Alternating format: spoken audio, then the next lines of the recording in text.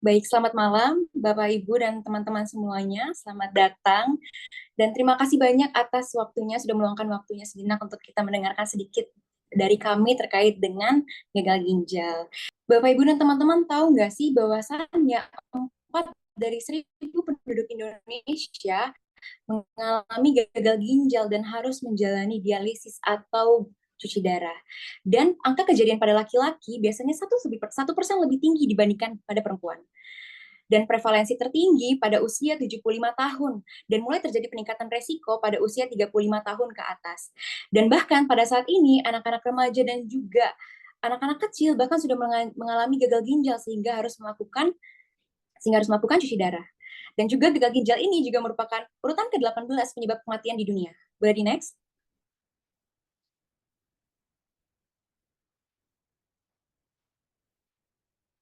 Oleh karena itu, saya, Astrid Deborah, bersama dengan rekan-rekan saya, Amira Nuril Afriala Eka Putri, dan juga Siti Nur Alfia, akan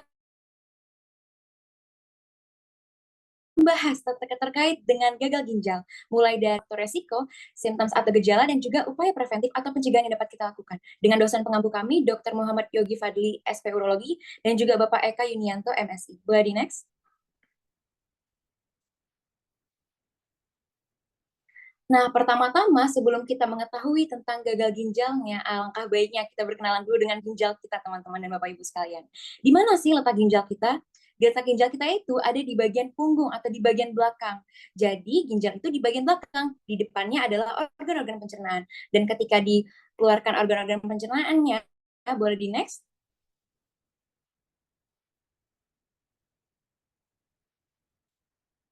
Amira, boleh di next?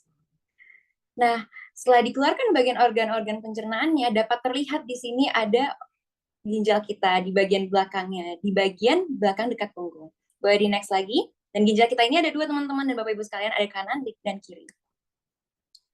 Nah, setelah kita kenalan dengan letak ginjal kita dan ada berapa ginjal kita, selanjutnya kita akan kenalan nih dengan fungsi ginjal. Apa aja sih fungsi ginjal kita? Pertama, mengatur asam basa darah. Kenapa? Karena ginjal ini berfungsi juga untuk mereabsorpsi atau menyerap kembali H+ dan juga HCO3 yang bersifat H+ yang bersifat asam dan juga HCO3- yang bersifat basa. Selain itu juga ginjalnya juga mengatur volume darah dengan ada mekanisme renin-angiotensin dan juga aldosteron yang tidak perlu kita jelaskan lebih dalam lagi, dan juga mengatur tekanan darah berkaitan juga dengan sistem renin-angiotensin tadi yang sudah saya jelaskan, dan juga ada produksi dan juga ada produksi hormon. Jadi untuk ginjal ini memproduksi dua hormon penting, eritropoietin dan juga ada karsterol. Dari mana eritropoietin ini penting sekali dalam pembentukan sel darah merah kita. Sehingga kalau misalnya kita terjadi gagal ginjal, dapat bisa terjadi anemia. Selain itu juga, ginjal ini juga berfungsi sebagai mengatur keseimbangan elektrolit. Kenapa? Karena di ginjal ini terjadi filtrasi dan juga reabsorpsi atau penyaringan dan juga penyerapan kembali ion-ion yang dibutuhkan oleh tubuh kita. Dan ini nih, fungsi paling penting dari ginjal, paling bawah, ekskresi limbah dan toksin, atau dia akan memfiltrasi, menyaring limbah dan toksin dan lalu akan dibuang dalam bentuk urin. Boleh di next?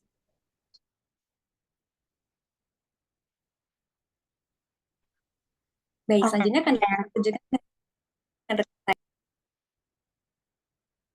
oke, selanjutnya saya akan melanjutkan penjelasan dari Astrid. Kita langsung masuk ke topik utama kita, yaitu gagal ginjal. Jadi apa sih gagal ginjal? Jadi gagal ginjal adalah kondisi di mana fungsi ginjal mengalami penurunan yang signifikan, sehingga tidak mampu lagi melakukan fungsinya dengan baik. Gagal ginjal ini bisa bersifat tiba-tiba atau akut dan berlangsung lama atau kronis.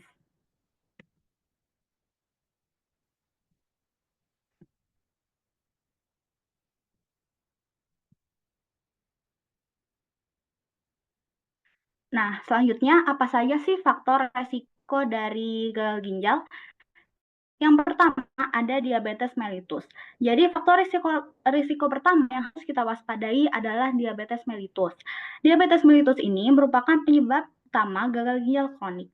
Kadar gula darah yang tinggi dapat merusak pembuluh darah kecil di ginjal yang akhirnya mengganggu fungsinya. Oleh karena itu, kontrol gula darah yang baik sangat penting untuk menderita diabetes. Kemudian, faktor risiko yang kedua ada hipertensi atau tekanan darah tinggi. Tekanan darah yang tinggi secara kronis atau berlangsung lama akan memberikan tekanan yang berlebih pada pembuluh darah ginjal atau arteriola di ginjal. Akibatnya, dinding pembuluh darah mengalami penebalan yang menyebabkan penyempitan dari lumen atau saluran pembuluh darah, sehingga aliran darah ke ginjal menurun. Hal ini bisa menyebabkan pengerasan glomerulus atau bagian dari ginjal sehingga dapat menurunkan fungsi ginjal. Faktor risiko yang ketiga adalah riwayat keluarga. Jika ada anggota keluarga yang memiliki riwayat penyakit ginjal, risiko seseorang untuk mengalami gagal ginjal dapat meningkat. Hal ini disebabkan oleh kemungkinan faktor genetik atau pola hidup keluarga yang serupa. Kemudian ada obat-obatan tertentu. Jadi, penggunaan obat-obatan tertentu dapat merusak ginjal baik secara langsung maupun tidak langsung. Mekanismenya meliputi toksisitas obat, penurunan aliran darah ginjal, atau efek samping lainnya. Jadi, ada beberapa kategori obat yang dapat beresiko menyebabkan gagal ginjal. Yang pertama ada obat antiinflamasi nonsteroid. Contohnya ibuprofen, aspirin, atau naproxen. Jadi, obat jenis ini dapat menghambat prostaglandin yang berfungsi menjaga aliran darah ke ginjal. Penggunaan obat-obatan ini dalam jangka panjang akan menyebabkan penurunan aliran darah ke ginjal dan kerusakan ginjal akut. Kemudian yang kedua ada obat antibakteri atau antibiotik tertentu seperti gentamicin dan vancomycin. Kemudian ada penelitian di Yogyakarta tahun 2008 menunjukkan resiko penyakit ginjal kronis sebesar 6,6 kali lebih tinggi pada orang yang mengkonsumsi minuman suplemen energi. Kemudian faktor resiko yang selanjutnya adalah kurang asupan cairan. Jadi asupan cairan yang tidak memadai dapat menyebabkan dehidrasi. Ketika tubuh kekurangan cairan, ginjal ini harus bekerja lebih keras untuk menyaring darah dan membuang limbah sisa metabolisme tubuh. Dalam jangka panjang, dehidrasi yang secara kronis ini dapat menyebabkan pembentukan batu ginjal yang meningkatkan resiko kerusakan ginjal. Faktor risiko yang terakhir ada bertambahnya usia. Usia lanjut merupakan salah satu faktor risiko dari gagal ginjal karena penurunan fungsi ginjal secara alami dan juga penyakit penyerta lainnya. Oke, kenapa sih bisa terjadi gagal ginjal? Sekarang kita akan membahas penyebab utama dari gagal ginjal. Yang pertama ada inflamasi atau peradangan pada ginjal. Salah satu penyebab paling umum adalah inflamasi yang sering dikenal dengan glomerulonefritis atau nefritis. Kondisi ini terjadi ketika sistem imun menyerang jaringan ginjal, menyebabkan kerusakan yang mengurangi kemampuan ginjal untuk menyaring darah secara efektif. Kemudian ada obstruksi atau gangguan pada saluran kemih. Hambatan pada saluran kemih seperti batu ginjal, pembesaran prostat atau tumor dapat mengganggu aliran urin, sehingga kondisi ini dapat menyebabkan tekanan di ginjal itu meningkat, merusak jaringan ginjal dan berujung pada gagal ginjal. Yang ketiga, ada penyakit polikistik ginjal atau kelainan genetik yang ditandai oleh munculnya kista pada ginjal. Kista-kista ini akan perlahan merusak struktur dan fungsi ginjal yang jika tidak terdeteksi dan ditangani dapat berkembang menjadi gagal ginjal kronis. Kemudian ada yang keempat ada nefrotoksisitas. Nefrotoksisitas ini mengacu pada kerusakan ginjal akibat zat beracun dari obat-obatan tertentu, paparan bahan kimia, atau zat lain yang dapat merusak jaringan ginjal. Yang terakhir ada infeksi kronis. Infeksi saluran kemih yang tidak tertangani atau infeksi bakteri kronis seperti pielonefritis dapat menyebar ke ginjal dan selanjutnya menyebabkan peradangan dan jaringan parut yang dapat merusak fungsi dari ginjal itu sendiri.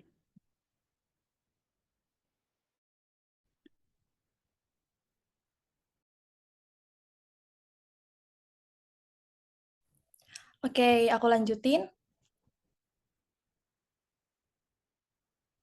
Apa saja gejala dari gagal ginjal? Jadi, gejala dari gagal ginjal sendiri itu yang pertama ada nyeri punggung pada bagian bawah.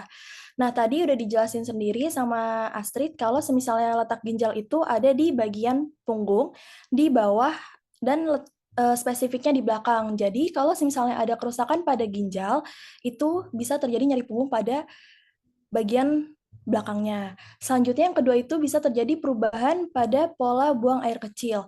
Perubahan pola buang air kecil ini sendiri itu apa sih? Jadi bisa terjadi yang pertama itu oliguria. Nah, itu oliguria itu maksudnya kayak dia itu tidak pipis, dia tuh buang air kecil tapi volumenya itu sangat sedikit atau sekitar 400 mili selama 24 jam. Nah, bisa juga terjadi disuria atau terjadi nyeri pada saat buang air kecil atau bisa juga terjadi anuria. Selanjutnya yang ketiga itu ada perubahan warna urin. Perubahan warna urin ini bisa jadi warna merah atau sering juga disebut sebagai hematuria. Selain perubahan warna urin bisa juga terjadi urinnya itu ada foamnya atau ada bubble-bubble-nya gitu. Nah, itu kenapa bisa terjadi ada bubble di urinnya gitu, itu karena ada protein di urin. Protein di urin itu sendiri bisa terjadi karena harusnya protein itu disaring pada saat proses filtrasi dan dibalikin lagi ke tubuh untuk diedarin lagi ke darah, tapi karena ginjalnya rusak, si proteinnya ini malah ke urin. Jadinya urinnya itu bisa terjadi ada protein atau disebut juga sebagai proteinuria. Nah, yang keempat itu ada yang namanya pembengkakan pada bagian tubuh. Bagian tubuhnya itu spesifiknya itu bisa terjadi di bagian mata, jadi kayak matanya itu kayak sembab, bisa juga di bagian kaki. Yang kelima itu ada kulit menjadi kering dan gatal. Kulit menjadi kering dan gatal itu bisa terjadi karena ketidakseimbangan antara mineral dan nutrisi. Selanjutnya itu yang keenam bisa terjadi mudah lelah dan susah berkonsentrasi. Mudah lelah dan susah berkonsentrasi ini terjadi karena anemia. Jadi gagal ginjal itu sendiri bisa nyebabin anemia karena di ginjal itu sendiri ada yang namanya hormon pembentukan darah merah. Karena ginjalnya rusak dan hormon pembentukan darah merah itu tidak terbentuk, jadinya darah merah itu di dalam tubuh akan menjadi sedikit, dan darah merah di dalam tubuh sedikit bisa terjadi anemia. Anemia akan nyebabin lelah dan susah berkonsentrasi. Lanjut.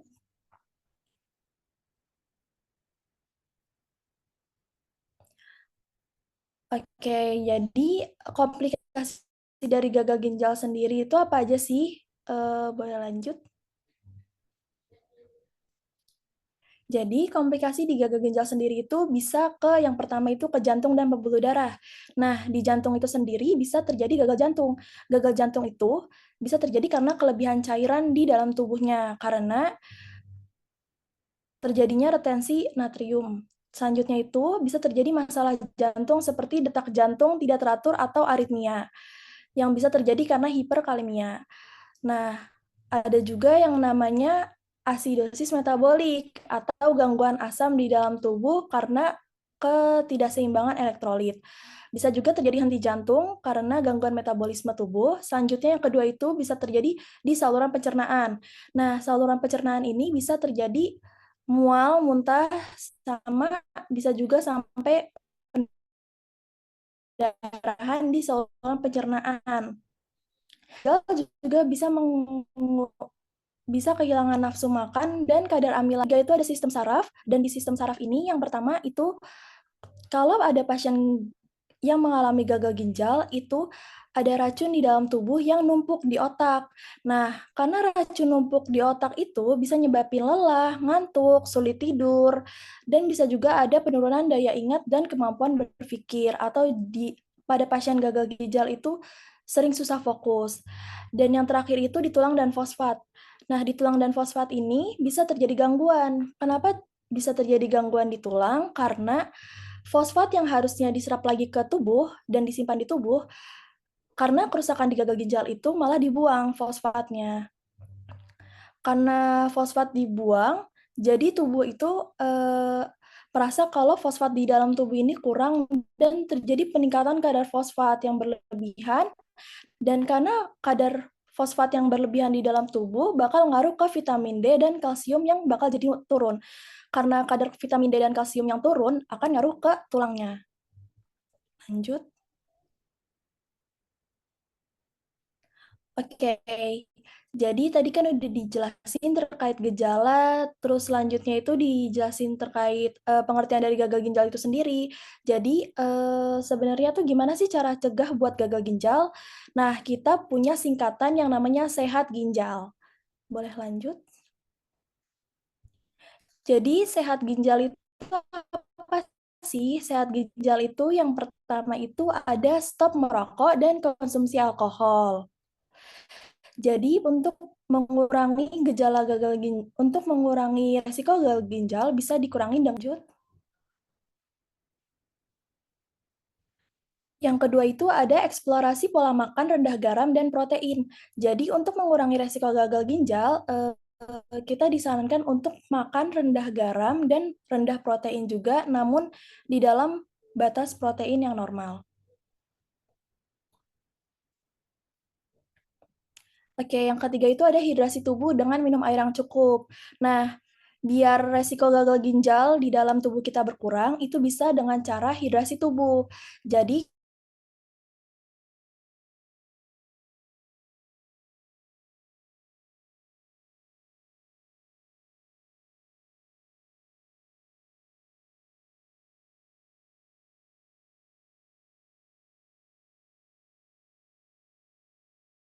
itu adalah hipertensi dan diabetes.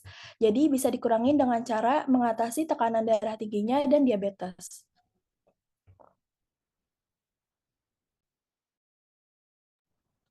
Oke, lanjut. Untuk pencegahan yang selanjutnya ada T. Teratur lakukan pemeriksaan kesehatan. Jadi, pemeriksaan kesehatan secara rutin, terutama bagi mereka yang memiliki resiko tinggi seperti penderita diabetes dan hipertensi, sangat penting. Jadi, tes seperti pemeriksaan darah dan pemeriksaan urin dapat membantu mendeteksi gangguan ginjal sejak dini sehingga pengobatan bisa dilakukan lebih cepat.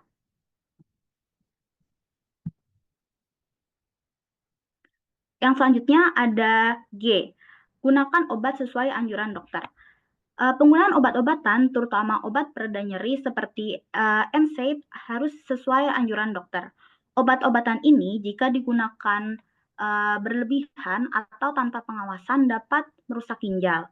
Hindari juga penggunaan obat herbal atau suplemen yang belum jelas manfaat dan keamanannya. Selanjutnya I. Ingat untuk menjaga berat badan ideal.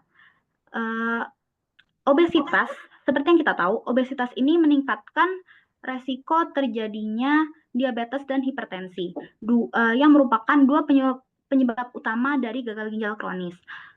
Untuk menjaga berat badan ideal, kita bisa melakukan aktivitas fisik secara rutin selama 30 menit per hari, minimal 5 hari dalam 1 minggu.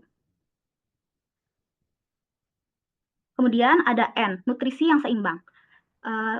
Untuk nutrisi yang seimbang ini, kita perlu menghindari makanan tinggi gula dan juga lemak jenuh. Konsumsi makanan sehat yang kaya serat dan juga rendah kalori. Kemudian ada beberapa tips untuk pola makan yang sehat dan seimbang. Yang pertama itu kurangi konsumsi garam untuk mencegah tekanan darah tinggi. Kemudian perbanyak makan buah, sayur, dan makanan yang kaya antioksidan. Kemudian batasi konsumsi protein berlebih karena protein ini dapat membebani kerja ginjal, terutama pada penderita gangguan fungsi ginjal.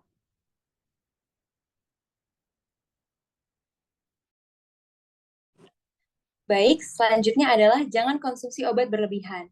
Jadi teman-teman, obat-obatan kita ini ketika masuk ke dalam tubuh pasti akan melalui proses, di mana proses ekskresi obat ini sama seperti zat-zat lainnya, ekskresi biasanya terjadi di ginjal. Nah, konsumsi obat berlebihan tidak sesuai dengan anjuran dokter dapat menyebabkan ginjal kita bekerja terlalu lebih keras dan dapat merusak ginjal. Boleh di next?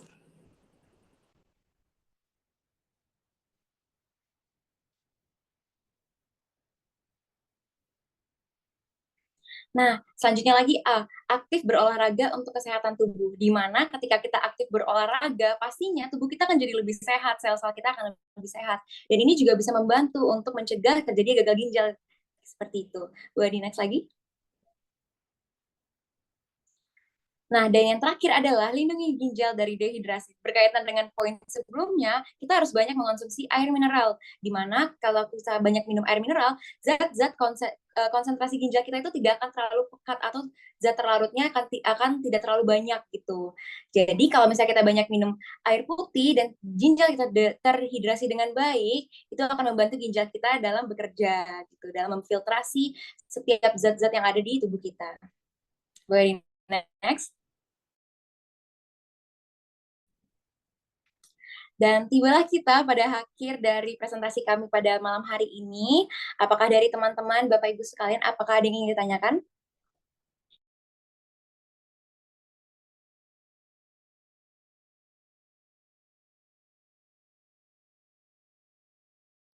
Oke, Justin, dipersilahkan.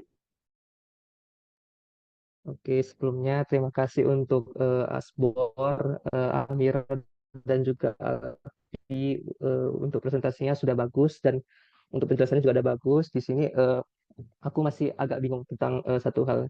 Terus di sini aku mau tanya, tadi kan dijelasin kayak kalau misalnya em, kalau kita makan obat itu bisa berefek ke ginjal. Nah, berarti itu kalau misalnya obat itu bisa merusak ginjal, itu artinya kita nggak baik ya kalau misalnya minum obat terus menerus atau bagaimana? Terima kasih. Oke, makasih banyak Justin atas pertanyaannya. Mungkin Bapak Ibu dan teman-teman di sini juga banyak yang bertanya-tanya kalau misalnya obat itu tidak baik untuk ginjal, apakah kalau misalnya kita mengonsumsi obat itu akan justru merusak ginjal dan juga membuat kita makin tidak sehat gitu atau makin sakit. Nah, bukan seperti itu maksudnya. Obat itu pasti akan diberikan sesuai dengan indikasi, sesuai dengan anjuran dokter. Oleh karena itu, seperti poin kami sebelumnya, kita harus minum obat sesuai dengan anjuran dokter. Dan pada obat-obat itu ada label-labelnya, ada obat yang harus dengan resep dokter, ada obat yang boleh dibeli secara bebas. Dan meskipun dia boleh dibeli secara bebas, harus tetap taat aturan pada di bagian belakang label sesuai dengan dosis yang diberikan sesuai dengan usia. Selain itu juga mungkin pada pasien-pasien yang mengonsumsi obat yang banyak atau penyakit-penyakit kronis yang mengonsumsi pasien dengan penyakit kronis yang mengonsumsi banyak obat, itu pasti setiap per 6 bulan minimal sekali itu akan dilakukan pemeriksaan ginjal, diperiksa urinnya untuk memeriksa ureum dan kreatininnya seperti itu. Oleh karena itu minum obat itu sesuai dengan indikasi, tidak boleh di luar dari itu. Seperti itu. Apakah dari Justin sudah mengerti terkait dengan poin tadi? Oke, sudah terjawab. Terima kasih ya, Asbor. Oke, terima kasih banyak Justin atas pertanyaannya. Oke, apakah dari teman-teman lainnya ada yang mau bertanya lagi?